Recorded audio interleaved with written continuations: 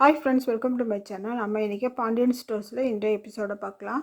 மயிலோட அப்பாவை ராஜோட அப்பா, சித்தப்பா, அண்ணன் எல்லாருமே சேர்ந்து ஏன் திருடு வந்தேன்னு கேட்குறாங்க. ஒரு வழியாக அவர் மயிலோட அப்பான்னு கண்டுபிடிச்சி பாண்டியன் தானே உன்னை திருட இங்கே அனுப்பி வச்சான் அப்படின்னு சொல்லி கேட்குறாங்க.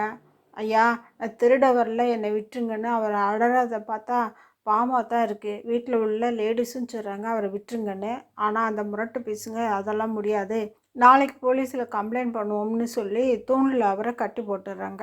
மயில் அப்பாவுக்கு என்ன ஆச்சான்னு தெரியலையேன்னு சொல்லி அப்பாவுக்கு ஃபோன் செய்து பார்க்குறாங்க. ஃபோன் சுவிட்ச் ஆஃப்னு வருது. அடுத்து அவங்க அம்மாவுக்கு ஃபோன் பண்ணுறாங்க. அம்மா, அப்பா வந்தாச்சான்னு கேட்க இல்லைன்னு சொல்கிறாங்க அவங்க அம்மா.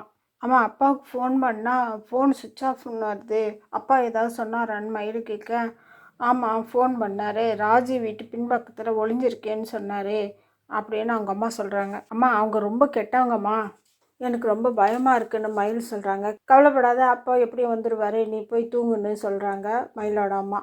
அம்மா, நீ எங்கே இருக்க, கார் சத்தெல்லாம் கேட்குதே அப்படின்னு மயில் கேட்டேன். நான் வீட்டில் தான் இருக்கேன்னு அப்படி மழுப்பெல்லாம் சொல்லி ஃபோனை வச்சிடுறாங்க மயிலோட அம்மா. மயிலோட அம்மா அவங்க அப்பாவை தேடி ரோட்டில் நடந்துட்டு வரும்போது தான் மயில் ஃபோன் பண்ணியிருப்பாங்க. மயிலிட்டு அதை சொன்னால் பயந்துருவாங்கன்னு தான் மயிலோட அம்மா அதெல்லாம் சொல்லாமல் விட்டுருப்பாங்க. இந்த டைமில் அந்த பக்கம் சவாரி வந்த கதிர் அவங்கள பார்த்துட்டு காரை நிறுத்திட்டு என்ன அத்தை இந்த நேரத்தில் இங்கேன்னு கேட்குறாரு. மயிலோட அப்பா இன்னும் வரல, அதான் தேடிட்டு வந்தேன். எங்கன்னு போய் தேடுவேன் அவரை, 2 மணி நேரமாக அவரை தேடிட்டே இருக்கேன்னு சொல்லிட்டு சொல்கிறாங்க.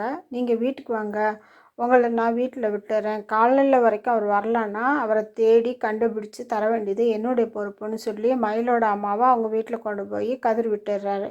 அடுத்து சவாரியை முடிச்சுட்டு கதிர் வீட்டுக்கு வந்தவர் மயிலோட அப்பாவை ராஜாவோட வீட்டில் கட்டி வச்சிருக்கிறத பார்த்துறாரு. அதோட இந்த எபிசோடு முடியுது.